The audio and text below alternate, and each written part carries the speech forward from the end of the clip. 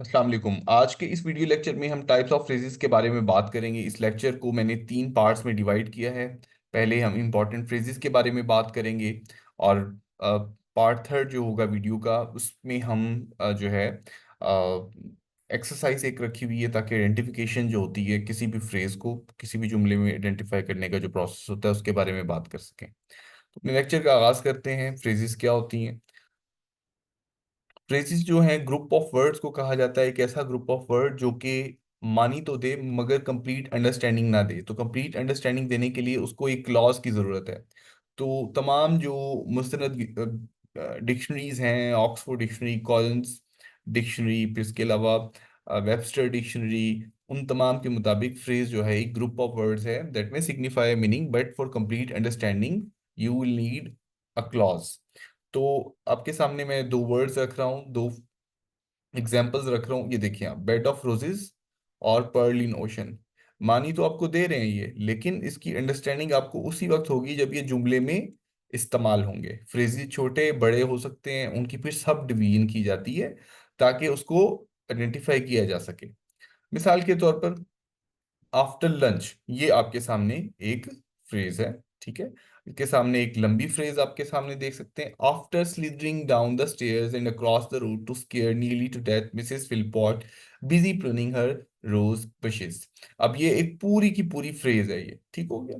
अब इसके अंदर कोई आपको जो है वो सब्जेक्ट या वर्ब जो है वो आपको इसमें नजर नहीं आएगा, लेकिन इस पूरी फ्रेज को हम डिवाइड कर सकते हैं सब डिवीजन में या सब फ्रेजेस में। मिसाल के तौर पर after slithering down the stairs, ठीक हो गया, एंड अक्रॉस द रोड। अब इस पूरी फ्रेज को आप prepositional फ्रेज में डिवाइड कर सकते हैं। अब prepositional फ्रेज के अंदर आपको स्लिदरिंग डाउन द स्टेयर्स, ये आपको जो है वो पार्टिसिपल फ्रेज जो है वो नजर आ रही है। ठीक हो गया, पार्टिसिपल फ्रेज नजर आ रही है। अक्रॉस द रोड आपको यहाँ पर prepositional फ्रेज नजर आ रही है। टू स्केयर आपको इन्फिनेटिव फ्रेज नजर आ रही है। ठीक हो गया, और इसके बाद Mrs Philpott busy pruning her rose bushes, ये आपको नाउन फ्रेज नजर आ रही है। और इसी तरह अगर आप इस वाली को निकाल लें, busy pruning her rose bushes, ये आपको पार्टिसिपल फ्रेज नजर आ रही है। तो इसी तरह हम आइडेंटिफिकेशन के प्रोसेस से गुजरते हुए ये आइडेंटिफाई कर लेते हैं कि कौन सी फ्रेज है, इसकी क्या टाइप्स है। तो फ्रेजेस की काफ़ी सारी टाइप्स हैं, मेजर टाइप्स और माइनर टाइप्स। इन तमाम को हम अपने इस लेक्चर में डिस्कस करेंगे। मेजर टाइप्स की अगर बात करें तो नाउन फ्रेज में आपके सामने देखा है कि आपको नाउन इस्तेमाल हो रहा है, उसके साथ मॉडिफायर्स जो है वो इस्तेमाल हो रहे हैं। ठीक है, वर्ब फ्रेज में कोई हेल्पिंग वर्ब और मेन वर्ब या कोई एक्शन वर्ब आपको सामने नजर आएगी। एडजेक्टिव फ्रेज में एडजेक्टिव और उसका कोई मॉडिफायर जो है आपको नजर आता है, इस्तेमाल किया जाएगा। इसके अलावा एडवर्ब फ्रेज में मॉडिफाई करेगी एडवर्ब फ्रेज किसी न किसी वर्ब को, एडवर्ब को, या किसी सेंटेंस में मौजूद किसी एडजेक्टिव को। तो ये आपके किसी एक्शन को मॉडिफाई करने के लिए ये आप देख रहे हैं ओनली ओकेजनली, ये चीज एडवर्ब फ्रेज कहलाएगी किसी जुमले में। इसी तरह प्रपोजिशनल फ्रेज आपको नाउन या प्रोनाउन का ताल्लुक जो है वो बताने के लिए आपको किसी भी जगह पे नजर आएगी। याद रहे कि प्रपोजिशनल फ्रेज बाज औकात एडजेक्टिव फ्रेज और एडवर्ब फ्रेज का भी काम करती हुई दिखाई देती है। तो अब हम नाउन फ्रेज के बारे में बात करते हैं कि नाउन फ्रेज क्या है। नाउन फ्रेज एक ऐसी फ्रेज है जिसमें नाउन मौजूद हो। ठीक है, कोई नाउन, कोई प्लेस, पर्सन, किसी चीज का नाम, ठीक है, उसको हम नाउन फ्रेज कहते हैं। तो और नाउन फ्रेज के साथ उसके मॉडिफायर्स हो सकते हैं। अब मॉडिफायर्स पहले भी लग सकते हैं, बाद में भी लग सकते हैं। मॉडिफायर क्या होते हैं इस पे बारे में बात करते हैं। कहते हैं कि नाउन के साथ ऑप्शनल मॉडिफायर पहले भी लग सकते हैं, बाद में भी लग सकते हैं, दरमियान में नाउन होना चाहिए और ये प्लस के सिंबल लगे हुए हैं। तो मॉडिफायर दर हकीकत में वो फ्रेजेस होती हैं या वो क्लॉजेस होती हैं या वो पार्ट ऑफ सेंटेंसेस या पार्ट ऑफ स्पीच होते हैं जो कि हमें किसी भी जुमले में मीनिंग को कन्वे अच्छे तरीके से बताने के लिए इस्तेमाल होते हैं। तो मॉडिफायर फ्रेज भी हो सकते हैं, क्लॉज भी हो सकते हैं, एडवर्ब भी हो सकते हैं, एडजेक्टिव भी हो सकते हैं, डिटर्मिनर्स भी हो सकते हैं, और इसके अलावा प्रपोजिशनल फ्रेजेस भी हो सकते हैं, इन्फिनिटिव फ्रेजेस भी हो सकते हैं। तो ये आपके मॉडिफायर्स हैं। यानी मॉडिफायर एक जनरल टर्म है जो जिसमें तमाम जो चीज़ें जो है वो आ जाती हैं। तो ये आपके मॉडिफायर्स हैं। अब आपके सामने एग्जांपल भी आ रही है। The shoplifted pair of jeans, अब इसमें जो पेयर है, ठीक है, ये आपके पास नाउन है, ठीक है, और द शॉपलिफ्टेड और ऑफ जीन्स ये मॉडिफायर है, ठीक हो गया। तो आपने देखा कि मॉडिफायर का इस्तेमाल हुआ, और इस पूरे पूरे ग्रुप ऑफ वर्ड्स को हमने क्या नाम दे दिया, नाउन फ्रेज का नाम दिया। आगे मिसाल देखें, इस मिसाल में है a cat that refuse to meow. अब यहाँ पर नाउन आपके पास कैट है। अब इसमें ए जो है वो डेफिनेट जो है वो आर्टिकल है, और इसके अलावा दैट रिफ्यूज टू म्यो। अब यहाँ पे ए दैट रिफ्यूज टू म्यो ये जो है ये मॉडिफायर्स हैं, ठीक हो गया। अ ग्रेट इंग्लिश टीचर, अ ग्रेट इंग्लिश टीचर में आपके पास जो है वो इंडेफिनेट आर्टिकल, और इसके बाद जिसको मॉडिफायर के तौर पर कह रहे हैं, और फिर के बाद ग्रेट आपके पास एडजेक्टिव है, इंग्लिश टीचर, अब इंग्लिश भी उसमें एडजेक्टिव के तौर पर काम कर रहा है, इसको हम मॉडिफायर कहेंगे, ठीक है। और इसके बाद अगर हम देखें तो जो टीचर है वो आपका क्या क्या कहलाएगा, वो आपका नाउन कहलाएगा, ठीक है। तो इस तरीके से आप दे सकते हैं कि बहुत सारे मॉडिफाइड नाउन के पहले या बाद में आके उसको जो है कॉम्प्लीमेंट देते हैं, और वो आपको मीनिंग देते हैं। अब इसके बाद देखिए एक और एग्जांपल देखें, the shoplifted pair of jeans cause Saqib so much guilt that he could not wear them। ठीक है, अब इसमें the shoplifted pair of jeans subject के तौर पर काम कर रहा है, तो आप देखें नाउन फ्रेज सब्जेक्ट के तौर पर, ऑब्जेक्ट के तौर पर, कॉम्प्लीमेंट के तौर पर काम करते हैं। John adopted a cat that refuse to meow. अब आपने देखा कि ये वाली जो फ्रेज है ये ऑब्जेक्ट के तौर पर काम कर रही है। इसी तरह सब्जेक्ट कॉम्प्लीमेंट जो है वो उसके बारे में बात करते हैं, सब्जेक्ट कॉम्प्लीमेंट। सब्जेक्ट कॉम्प्लीमेंट से मुराद ये होता है कि किसी भी सब्जेक्ट को मॉडिफाई करने के लिए जुमले के आखिर में कोई भी डिस्क्रिप्शन जो आ रही हो तो उसको हम कॉम्प्लीमेंट कहते हैं। मसलन मिसाल के तौर पर मैं कहूँ शी इज़ माई टीचर, तो माई टीचर जो है वो कॉम्प्लीमेंट होगा सब्जेक्ट का। With her love of Shakespeare and knowledge of grammar, Ruby will someday be a great English teacher. तो अब आपने देखा a great English teacher as a subject complement के तौर पर इस्तेमाल हो रहा है। तो आपने देखा नाउन फ्रेजेस किस तरीके से इस्तेमाल हो रहे हैं। नाउन फ्रेज की और एग्जांपल्स देखें, my brother's friend had come to visit him. अब यहाँ पर ये सब्जेक्ट के तौर पर इस्तेमाल हुआ है, scented candles are my favourite, तो यहाँ पे भी सब्जेक्ट के तौर पर इस्तेमाल हुआ है। इसके अलावा the students were asked to find the buried treasure, यहाँ पर ये ऑब्जेक्ट के तौर पर इस्तेमाल हुआ है। तो ये आपके सामने नाउन फ्रेज की एग्जांपल है। अब हम बात करेंगे वर्ब फ्रेज की। जैसा कि नाम से जाहिर है कि इसमें वर्ब होता है, और वर्ब के साथ कोई associated helping verb, auxiliary verbs जो है वो इस्तेमाल हो रही होती हैं। तो इनको मुख्तलिफ पार्ट्स में जो है वो भी डिवाइड किया जा सकता है। मिसाल के तौर पर ऑक्सिलरी वर्ब, मेन वर्ब और वर्ब एंडिंग अगर मौजूद है तो इस तरह आपके सामने आ सकते हैं। एग्जाम्पल देखिए, हैड क्लीन्ड, तो हैड जो है वो ऑक्सिलरी वर्ब, और क्लीन मेन वर्ब है, और ईडी उसकी वर्ब की एंडिंग है। इसी तरह shop should have been writing, तो should have been auxiliary verb में आ जाएगा, और राइट मेन वर्ब हो जाएगा, और आईएनजी जो हम लगाते हैं वो वर्ब की एंडिंग है। तो आपने देखा होगा कि ये पूरी की पूरी जो ग्रुप ऑफ वर्ड्स है ये वर्ब फ्रेज जो है वो कहलाएगा। इसी तरह मस्ट वॉश ऑक्सिलरी वर्ब, और वॉश जो है वो वर्ब। इसी तरह वर्ब फ्रेज को जो है अगर हम जुमले में देखें कि वो किस तरीके से इस्तेमाल हो रहे हैं, तो mom had just clean the refrigerator shelf and Lawrence knocked over the picture of oranges. तो आपने देखा कि यहाँ पर वर्ब फ्रेज जो है वो इस्तेमाल हो रहे हैं। सारा शुड हैव बीन राइटिंग, तो ये शुड हैव बीन राइटिंग जो है वर्ब फ्रेज है। इसी तरह if guest are coming for dinner Sara must wash her smelly dog, तो यहाँ पर मस्ट वॉश जो है वो वर्ब फ्रेज जो है वो कहलाया जाएगा। अब एडजेक्टिव फ्रेज की अगर हम बात करें तो एडजेक्टिव फ्रेज क्या है। एडजेक्टिव फ्रेज किसी भी जुमले के अंदर एडजेक्टिव का तौर पर काम करेगा, और उसका मकसद ये होगा कि वो पूरे जुमले में एडजेक्टिव का रोल निभाते हुए मॉडिफाई करे किसी भी मीनिंग को। तो एडजेक्टिव फ्रेज जो है उसमें एक एडजेक्टिव होगा और उसके मॉडिफायर्स होंगे, ठीक है।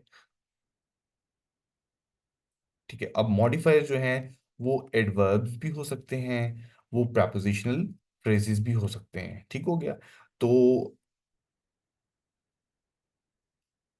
ये एडजेक्टिव जो फ्रेज है इसका मकसद ये होता है कि ये नाउन या प्रोनाउन को जो है वो मॉडिफाई करे जुमले के अंदर। ठीक हो गया। तो ये एडजेक्टिव फ्रेज का वर्क है कि इसने जुमले में मौजूद नाउन या प्रोनाउन को मॉडिफाई करना होता है। ठीक है। एग्जाम्पल देखें। Ruby has silky smooth hair. ठीक है। तो आपने देखा कि किस तरीके से सिल्की स्मूथ जो है वो मॉडिफाई कर रहे हैं हेयर को। इसी तरह people living in large cities, तो लिविंग इन लार्ज सिटीज ये मॉडिफाई कर रहे हैं किनको, लोगों को। इसी तरह the team that made it to the final, किस कौन सी चीज को फाइनल में चलेगी, ये टीम फाइनल गई है। तो आपने देखा कि ये वाली जो फ्रेज है that made it to the final, ये बेसिकली इस टीम वाले वर्ड को मॉडिफाई कर रही है, इस वाली टीम वाले वर्ड को जो है वो उसके बारे में इंफॉर्मेशन फ्राहम कर रही है। अब आपके सामने एक एग्जाम्पल के तौर पर चार्ट दिया गया है, इसमें एग्जाम्पल चेक करें कि she had extremely menacing eyes. अब यहाँ पर मैनेसिंग हेड एडजेक्टिव है। ठीक है। और एक्सट्रीमली मेनेसिंग पूरी की पूरी को आप एडजेक्टिव फ्रेज कहलाएंगे, और ये मॉडिफाई कर रही है किसको, डिस्क्राइब किसको कर रही है, इस नाउन को। ठीक हो गया। इसी तरह दूसरी एग्जांपल देखें। द डॉग, जो कि हमारा आप कह लें नाउन है, नाउन फ्रेज है, और ये मॉडिफायर और ये नाउन। अब इसमें covered in mud, covered in mud ये आपकी कौन सी चीज कवर है, कौन सी चीज कवर है, डॉग कवर है ना, तो ये कवर्ड आपका जो है हेड एडजेक्टिव कहलाया जाएगा। और किस चीज में कवर है, इन मड, तो इसको ग्रुप ऑफ वर्ड्स को क्या कहलाएंगे हम, इसको एडजेक्टिव फ्रेज कहेंगे। ठीक हो गया। अब आप ये देख लें कि ये जो कवर्ड है ये किसको मॉडिफाई कर रहा है, इसको, इसको डिस्क्राइब कर रहा है। तो जब भी कोई जुमला आपके सामने एडजेक्टिव फ्रेज आए, आप देखें कि जो एडजेक्टिव है वो अपने से पहले या बाद में आने वाले किसी नाउन या प्रोनाउन को मॉडिफाई तो नहीं कर रहा। अगर कर रहा है तो वो एडजेक्टिव फ्रेज कहलाएगा। याद रहे, लाजमी नहीं है कि एडजेक्टिव पहले आए और बाद में नाउन आए तो ही वो एडजेक्टिव कहलाएगा। बाजुकात एडजेक्टिव बाद में आता है लेकिन वो अपने से पहले आने वाले प्रिसीडिंग नाउन को मॉडिफाई कर रहा होता है। ठीक है। तो अब डिफरेंस हम देखते हैं नाउन और एडजेक्टिव फ्रेज के अंदर डिफरेंस क्या है, क्योंकि सिमिलर बाजुकार लगते हैं। तो अगर हम देखें नाउन फ्रेज में वो नाउन का काम कर रहा होता है, जबकि एडजेक्टिव फ्रेज में वो एडजेक्टिव का काम कर रहा होता है। नाउन फ्रेज में वो एज ए सब्जेक्ट ऑब्जेक्ट और कॉम्प्लीमेंट के तौर पर आए तो वो एज ए नाउन नजर आ रहा होता है। ठीक हो गया। तो उसको नाउन फ्रेज कहते हैं। The big red ball is on the table, ठीक हो गया, एज ए सब्जेक्ट के तौर पर इस्तेमाल हो रहा है। इसी तरह एडजेक्टिव फ्रेज में वो एडजेक्टिव का काम कर रहा होता है और मॉडिफाई कर रहा होता है किसी नाउन या प्रोनाउन को। ये डिफरेंस आपने अच्छे से याद रखना है कि एडजेक्टिव फ्रेज जो है वो नाउन या प्रोनाउन को मॉडिफाई कर रहा होता है। अब इसकी एग्जांपल भी देख ले कि the ball is very big. अब ये जो वेरी बिग है, ठीक है, ये बेसिकली मॉडिफाई कर रहा है इस बॉल को, डिस्क्राइब कर रहा है। तो ये आपके सामने एक डिफरेंस आ गया। हेडवर्ड के बारे में बात करें तो नाउन फ्रेज में जो हेडवर्ड है वो नाउन होता है। मिसाल के तौर पर आ ब्यूटीफुल गार्डन। ठीक हो गया। ये आपका एडवर्ड है और ये डिस्क्रिप्शन है मॉडिफायर के तौर पर। इसी तरह जब आप एडजेक्टिव फ्रेज के बारे में बात करें तो हेडवर्ड जो है वो एडजेक्टिव कहलाएगा। The garden is absolutely beautiful. ठीक हो गया। क्या चीज खूबसूरत है, गार्डन की बात की जा रही है, तो आपको समझ आ जाना चाहिए कि एब्सोल्युटली ब्यूटीफुल किसकी तरफ इशारा कर रहा है, किसको मॉडिफाई कर रहा है, किसको डिस्क्राइब कर रहा है, नाउन को कर रहा है, प्रोनाउन को कर रहा है। तो आपको समझ आ जाना चाहिए कि वो एडजेक्टिव फ्रेज है। इसी तरह मॉडिफायर्स की अगर हम मिसाल करें कि तो नाउन फ्रेज जो है इसमें एडजेक्टिव आर्टिकल और दूसरे नाउन हो सकते हैं। जब जैसा कि द क्विक ब्राउन फॉक्स, जबकि एडजेक्टिव फ्रेज में एडवर्ब्स और प्रपोजिशनल फ्रेजेस भी काम कर सकती हैं किसका, एडजेक्टिव फ्रेज का। इसी तरह extremely happy with the results, तो ये आपके सामने जो है अगर किसी जुमले में आ जाए कि Aslam is extremely happy with the result, तो एक्सट्रीमली हैप्पी कौन है, असलम हैप्पी है ना, तो extremely happy with the result जो है एडजेक्टिव फ्रेज कहलाएगा उस जुमले के अंदर, अगर इसमें इस्तेमाल होता है तो। इसके बाद है एडवर्ब फ्रेज। एडवर्ब जो है, एडवर्बियल फ्रेज या एडवर्ब फ्रेज एडवर्ब का काम करता है और इसका काम होता है कि दूसरे मॉडिफायर्स जो हैं उनको डिस्क्राइब करे। ठीक है, इसके साथ जो है दूसरे जो मॉडिफायर्स हैं उनकी डिस्क्रिप्शन दे। और ये तमाम एडवर्ब के काम कर रहा होता है, किसी भी जुमले के पार्ट में इस्तेमाल होता है, ये वर्ब को मॉडिफाई करता है। ठीक है, और इसके अलावा ये दूसरे मॉडिफायर्स को इन्हेंस करता है। और prepositional फ्रेज भी बाजुकात, ठीक है, prepositional फ्रेज भी बाजुकात एडवर्ब का काम या एडजेक्टिव का जो है वो काम कर रही होती है, तो ये भी आपने जहन में रखना है। ठीक हो गया कि मिसाल के तौर पर अगर एक जुमला आए कि he was playing across the field, तो बाज़ औक़ात across the field prepositional phrase और एडवर्ब फ्रेज का भी काम कर रहा होता है। तो अब हम जरा देखते हैं कि इनकी एग्जाम्पल क्या है। We are planning to finish our group project by the end of May. अब अगर आप देखें तो प्लान किया जा रहा है किसी चीज को इख्तिताम करने को, तो आपने देखने जो बाय एंड ऑफ मे है, ये किसकी वजाहत कर रहा है? इस चीज की वजाहत किया जा रहा है कि किसी चीज को फिनिश किया जाने लगा है, तो इसका काम यह है कि ये मॉडिफाई कर रहा है उस वर्ब को।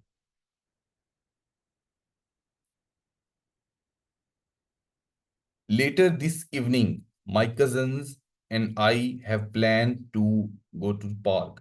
अगर आप इसमें देखें कि कहाँ पे जाने का प्लान किया गया है, ठीक है, और कब जाने का प्लान किया गया है, I have plan to go to park, तो प्लानिंग को इनहेंस करने के लिए आपके सामने जो है वो लेटर दिस इवनिंग, ठीक है, ये जो बताया गया है ये एडवर्ब फ्रेज है।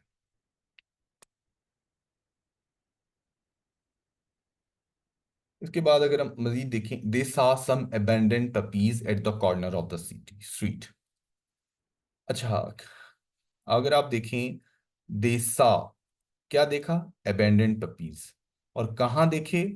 Eight the corner of the street. अब ये कॉर्नर ऑफ द स्ट्रीट अगर आप देख लें तो ये prepositional फ्रेज का भी काम कर रही है, लेकिन ये यहाँ पर एडवर्ब फ्रेज का भी काम कर रही है। ठीक हो गया। अब यहाँ पर एडवर्ब फ्रेज का काम क्यों कर रही है? क्या चीज है जो कि at the corner of the street है? तो at the corner of the street phrase दर हकीकत में मॉडिफाई कर रही है किसको? अबैंडेंट पपीज को। और देसा किस चीज को उन्होंने देखा? अबैंडेंट पपीज को। कहाँ पे देखा? Corner of the street. तो यहां पर आप ये समझ लें कि एडवर्ब फ्रेज ऐसे ग्रुप ऑफ वर्ड्स कहते हैं जो कि जुमले के अंदर एडवर्ब का तौर पर काम करे, और वो किसको मॉडिफाई करेगा? वर्ब को भी मॉडिफाई करेगा। ठीक है, वो एडजेक्टिव को भी मॉडिफाई करेगा, वो किसी और एडवर्ब को भी मॉडिफाई करेगा, वो वर्ब के बारे में एडिशनल इंफॉर्मेशन देगा कि एक्शन कहाँ पर हो रहा है, किस जगह पर हो रहा है, कहाँ पे हो रहा है, किस तरफ हो रहा है। ठीक हो गया। वो एडजेक्टिव को मॉडिफाई करके बताएगा कि वो कितना लंबा, कितना छोटा, कितना बड़ा, कितना खूबसूरत वगैरह है, एक्सटेंट बताएगा। ठीक हो गया। वो किसी और एडवर्ब को बारे में भी मॉडिफाई करेगा। ठीक हो गया। तो जब इस तरह की डिस्क्रिप्शन आएगी तो वो प्रपोजिशनल फ्रेज के तौर पर भी सामने आपके आ रहा होगा। मैं चंद एग्जांपल्स आपके सामने रखूंगा, उसको आप देख लें कि जब हम कहते हैं ना कि असलम बड़ी तेजगी तेजी के साथ बोला, मिसाल के तौर पर मैं कहता हूं कि he spoke in a loud voice. तो ही स्पोक, स्पोक बोला, कैसे बोला? In a loud voice. तो ये जो इन अ लाउड वॉइस है, ये क्या होगा? Adverb phrase. इसी तरह मैं कहता हूं कि Ruby ran with great speed. Ruby बहुत तेज रफ्तार के साथ भागी। तो यहां पर विद ग्रेट स्पीड, ये आपकी एडवर्ब फ्रेज है जो कि मॉडिफाई कर रही है इस वर्ब को। ठीक हो गया। तो आपने देखा कि किस तरीके से एडवर्ब फ्रेज आपके सामने आ रहे होते हैं और वो वर्ब्स को, एडजेक्टिव्स को, एडवर्ब्स को मॉडिफाई कर रहे होते हैं। इसी तरह मैं कहता हूं कि they arrived early in the morning. They arrived early in the morning. कब आए? Early in the morning. Early in the morning. तो ये जो अर्ली इन द मॉर्निंग, ये क्या कहलाया जाएगा आपका? ये एडवर्ब फ्रेज होगा। इसी तरह अगला जुमला देखें कि we will leave after the meeting. We will leave, हम चले जाएंगे। कब चले जाएंगे? After the meeting. तो आपने देखा कि आफ्टर द मीटिंग मॉडिफाई कर रहा है किसको? लीव को। कब जाएंगे भाई? After the meeting. तो ये आफ्टर द मीटिंग जो है, ये प्रपोजिशनल फ्रेज का भी काम कर रहा है, यहाँ पे एडवर्ब फ्रेज का भी काम कर रहा है, ठीक है। लेकिन आपने ये देखना है कि ज्यादा मेजर रोल जो है वो किसको इन्हेंस करने में इस्तेमाल हो रहा है, ठीक हो गया? तो वो आपने देखना है कि वो एडवर्ब फ्रेज का रोल अदा कर रहा है। इसी तरह मैं कहता हूँ कि अगर डॉग जो है वो अंडर द टेबल बैठा हुआ है, तो डॉग सोया हुआ है। कहाँ सोया हुआ है? Under the table. तो अंडर द टेबल मॉडिफाई कर रहा है किसको? स्लेप्ट को, कि बता रहा है कि लोकेशन किस जगह पर सोया हुआ है। असलम जो है वो एक छोटे से कस्बे में रहता है, in a small town. Aslam lives in a small town. तो in a small town basically हमें लोकेशन बता रहा है कि वो लिव कहाँ पे लिव करता है, ठीक हो गया।